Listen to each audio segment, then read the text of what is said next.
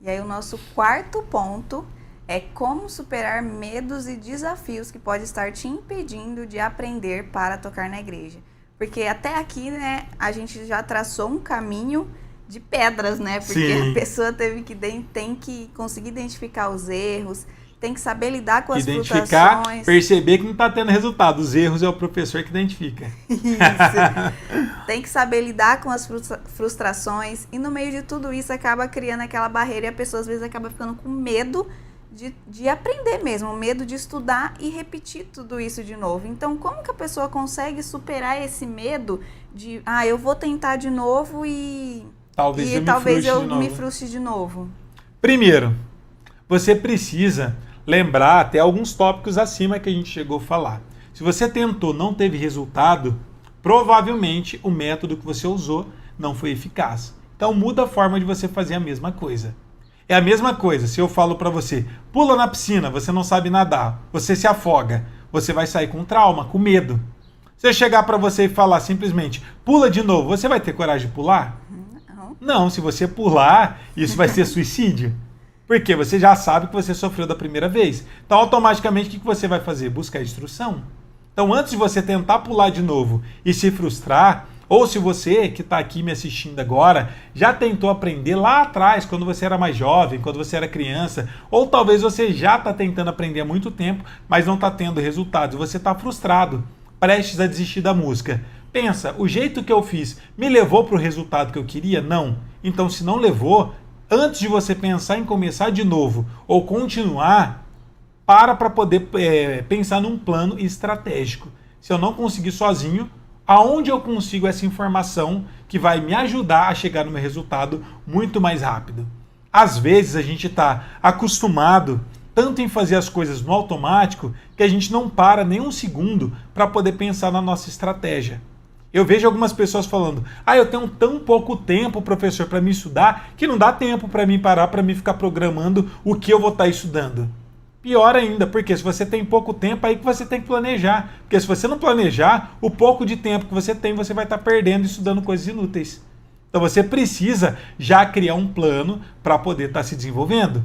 Qual que é esse plano? Inclusive eu falo isso para muitos alunos. Muita gente quando entra no meu curso de violão gospel, teclado gospel, baixo gospel, muita gente fala, professor, legal, mas e esse mundaréu de conteúdos? Por onde eu começo? Sabe qual que é a boa notícia? Que eu sempre falo, começa do início. Porque eu já bolei esse plano da forma cronológica e mais didática possível para o aluno não ter que se preocupar com isso. Então, simplesmente, nossos alunos pegam a primeira aula, a segunda, a terceira e seguem um cronograma. Mas da onde surgiu esse cronograma, professor? Veio da minha cabeça, eu nasci iluminado? Não, gente, eu aprendi esse cronograma com outra pessoa. Eu não inventei nada. Eu já disse para vocês algumas vezes que eu já tive mais de 10 professores e principalmente o que me ajudou a ter um cronograma de ensino e saber qual o passo a passo melhor para vocês conseguirem se desenvolver foi quando eu fiz minha faculdade, que foi uma licenciatura plena em música, que é uma faculdade focada no ensino musical. Então ali eu aprendi e vi exatamente qual o caminho trilhar. E aí eu organizei tudo isso que eu estudei, então peguei algumas ideias do meu primeiro professor, do meu segundo, do meu terceiro, e eu peguei só o que há de melhor deles e criei a minha estrutura. Então a minha estrutura não é igual a de ninguém. Vocês poderiam ter estudado com os 10 professores que eu tenho. Provavelmente você não teria o resultado que os nossos alunos têm estudando no nosso curso. Por quê? Porque ali eu organizei o que havia de melhor em cada um desses cursos, formatei isso tudo e deixei da forma mais didática possível. O que não tinha sentido para a gente tocar na igreja, eu descartei. O que realmente a gente tinha que focar, eu coloquei inclusive um material mais completo dentro dos nossos cursos.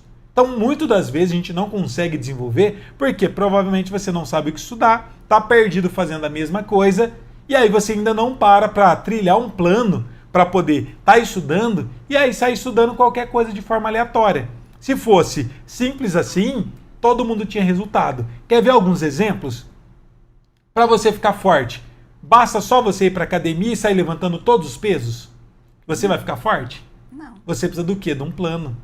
Quem é que cria esse plano? Um personal trainer e você ainda precisa de uma nutricionista para criar uma dieta balanceada para você ter resultado.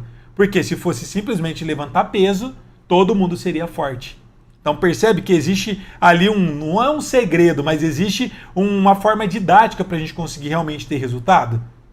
Vou dar outro exemplo para vocês. Para você ser uma pessoa maratonista que corre muito, muito rápido, é simplesmente você colocar um tênis no pé e sair correndo todos os dias, você vai correr mais rápido do que uma pessoa profissional? Não, você precisa de um treinador, você precisa de uma alimentação balanceada. Não basta você correr todos os dias o máximo que você pode, porque vai ter treinos regenerativos que você vai ter que correr lento, vai ter dias que você não vai poder treinar, porque é uma metodologia que veio desenvolvendo ao longo dos anos e eles já testaram de tudo. Só que muita gente ainda está tentando testar ou descobrir algo que já foi inventado há muito tempo, que já foi testado lá atrás.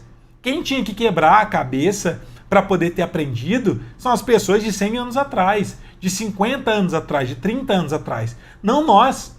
Para a gente, hoje em dia, é muito mais simples aprender, porque já está tudo formatado, já existe uma metodologia específica para você aprender a tocar.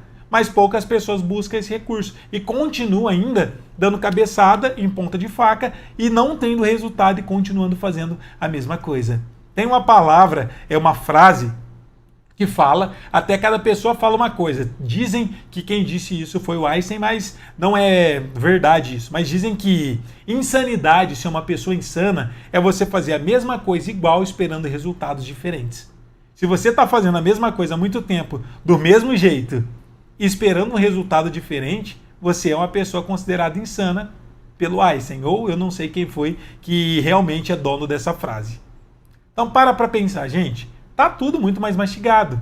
Só que o que é mais triste, muita gente não busca o conhecimento, e o pior, se você ainda passa uma vida buscando esse conhecimento, pelo menos você ainda está iludido. Então já tá bom, você não está triste, não está frustrado, você simplesmente está iludido. Agora, pior são as pessoas frustradas, que acabam desistindo no meio do caminho e colocando culpa em Deus e o mundo. Ah, é porque eu não sou abençoado. Ah, é que para mim é muito mais difícil. Quem é bom em desculpa não é bom em mais nada. Então lembre-se disso. Enquanto você está dando desculpas, se você parar para analisar, ver que você não está tendo resultado e busca o conhecimento correto, o resultado é inevitável. Agora, vocês têm escolha de simplesmente reclamar ou resolver essa situação. Tem uma frase que o nosso professor sempre fala pra gente que é: o problema é a solução. Se você tem um problema, com certeza tem uma solução, porque não existe um problema que não tem solução, que ele não é um problema. Então, se você está com esse problema, que é o medo de voltar a estudar, medo de se frustrar novamente, então você tem que fazer exatamente o que falou. Você vai identificar o que você estava fazendo ali, se você está tentando de um jeito, você precisa mudar para outro jeito.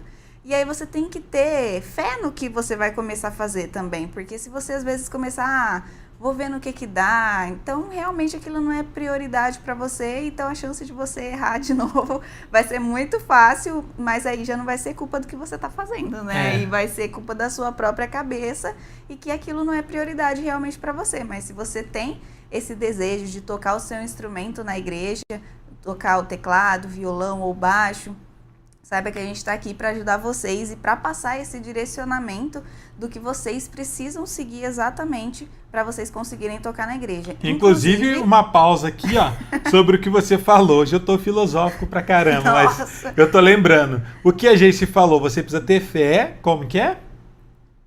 Você precisa ter fé e realmente acreditar no que você está fazendo. Mas eu não sei para quem já estudou isso, mas se você tiver fé, achar que você tem fé, mas não seguir o que você acredita, isso não é fé, e sim é fideísmo.